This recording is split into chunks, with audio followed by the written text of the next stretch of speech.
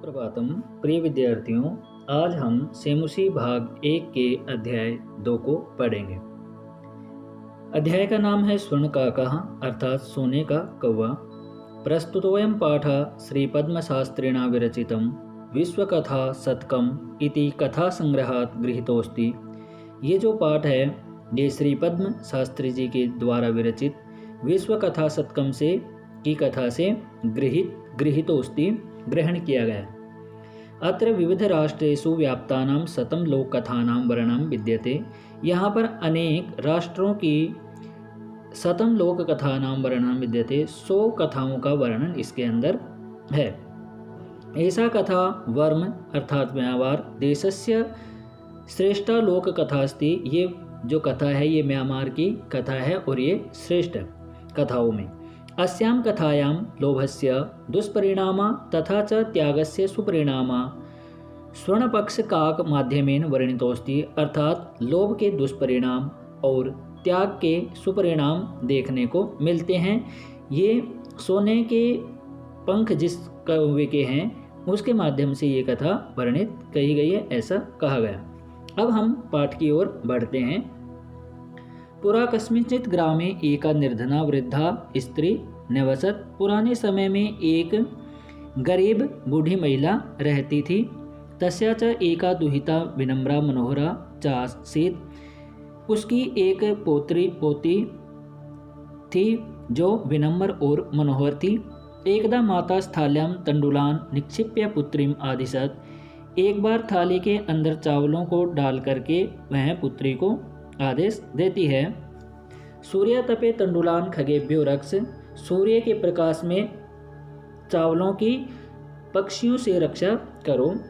किंचित लेकिन कालाद अनंतरम एको विचित्रा काका समुड्डीय तस्याः समीपम अगच्छत।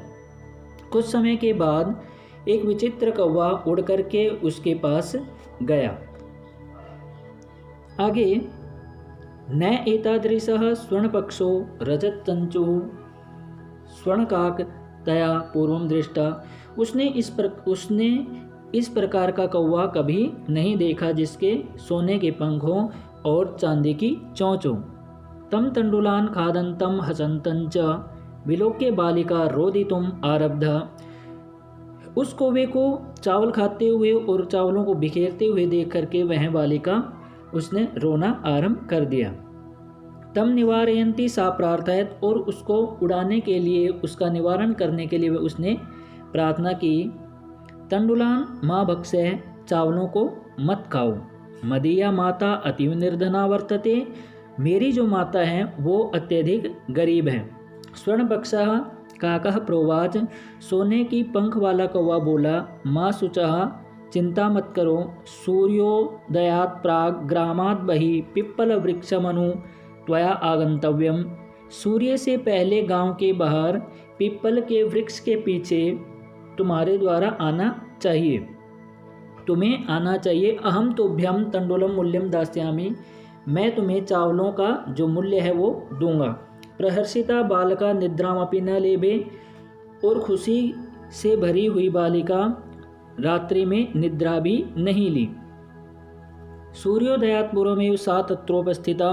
सूर्य से पहले ही वह वहाँ पर पहुँच गई। वृक्षस्योपरि विलोक्य सा च आश्चर्यचकिता संजाता। वृक्ष के ऊपर देख करके वह आश्चर्यचकिता संजाता आश्चर्य से भर गई। यत् तत्र स्वर्णमयः प्रसादो वर्तते। कि वहाँ पर सोने से बना हुआ एक महल है। यदा काका सहित्वा प्रबुद्धा तदा तेन स्वर्णकवाक्षात् कथितम। यदा जब काका सहित्वा कौवा जब उठ करके आता है और उसको कहता है अहो बाले अरे बालिका तुम आगता तुम आ गए तिष्ठ ठहरो। अहम त्वत्कृते सोपानम अवतारयामि। मैं तुम्हारे लिए सीढ़ियाँ उतारता हूँ। तत्कथः स्वर्णमयम रजतमयम ताम्रमयम वा। तुम कहो कि तुम्हें सोने की चांदी की या फिर तांबे की सीढ़ियाँ चाहिए। कन्या अवधत। कन्या बोली अहम निर्धनम मातु दुहिता अस्मि। मैं एक निर्धन माँ की पोत्री हूँ। ताम्र सोपानेव आगमिष्यामि।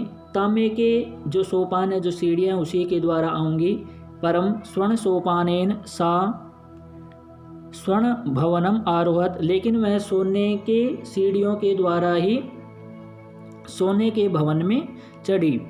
चिरकालम भवने विचित्र वस्तुनि संजितानि दृष्ट्वा सा विस्मयं गता, और लंबे समय तक उस भवन में अनेक विचित्र वस्तुएं देख करके वह आश्चर्यचकित हो गई। श्रांताम ताम विलोक्य काकः अवदत्, उसको शांत देख करके कौवा बोला, पूर्वम लघु प्रातरासा क्रियताम, पहले तुम अल्पाहार अर्थात नाश्ता करो। वदत्वं स्वर्णस्थाल्यां भोजनं करिष्यसि किं वा रजस्थाल्यां उत ताम्रस्थाल्यां, बताओ तुम सोने की थाली में भोजन करोगे या चांदी की या फिर तांबे की थाली में भोजन करोगे। बालिका अवदत्, बालिका बोली, ताम्रस्थाल्याम एव अहम निर्धना भोजनम करिष्यामि, मैं तो निर्धन हूँ, मैं तो तांबे की थाली में ही भोजन करूँगी। तदा सा आश्चर्यचकिता संजाता यदा स्वर्णकाकेन स्वर्णस्थाल्याम भोजनम परिवेष्टितम, और वह तब आश्चर्यचकित हो गई जब सोने के कौवे ने उसे सोने की थाली में भोजन परोसा।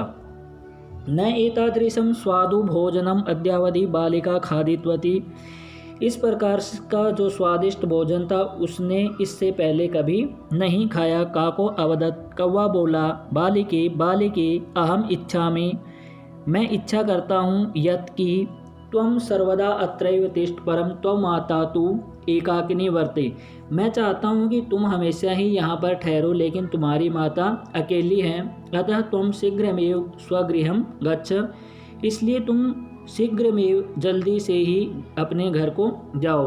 इत्युक्त्वा काका कक्षाभ्यन्तरात् तीसरा मंजूषा निस्सार्य तां प्रति अवदत्, और ऐसा बोल करके वह अपने कक्ष में जाता है और वहाँ से 3 पेटिका लेकर के आता है और उसको बोलता है, बालिके यथेच्छं गृहाणं मंजुषाम एकाम लघुत्तमां मंजुषां प्रगृह्य बालिकया कथितम इयत् एव मदीय तंडुलाम मूल्यम, जैसी तुम्हारी इच्छा तुम इसमें से एक पेटिका ग्रहण करो।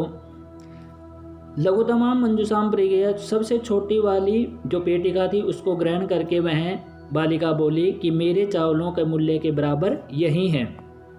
उसके बाद गृहम आगत्य तया मंजुषा समुद्घाटिता, घर में आकर के उसने पेटिका को खोला। तस्यां महारहाणि हीरकाणि विलोक्य सा प्रहर्षिता, तद्दिनात् धनिका सा संजाता, और जब उसने खोल करके देखा तो उसके अंदर बहुत सारे हीरे जवाहरात देख करके वह बहुत खुशी हुई और वह तब से धनी हो गई।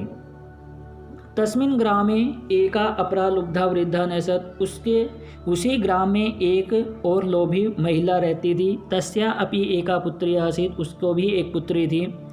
ईर्ष्या सा तस्य स्वर्णकाकस्य रहस्यं ज्ञातवती, और ईर्ष्या के द्वारा वह उस सोने के कौवे का रहस्य जान गई।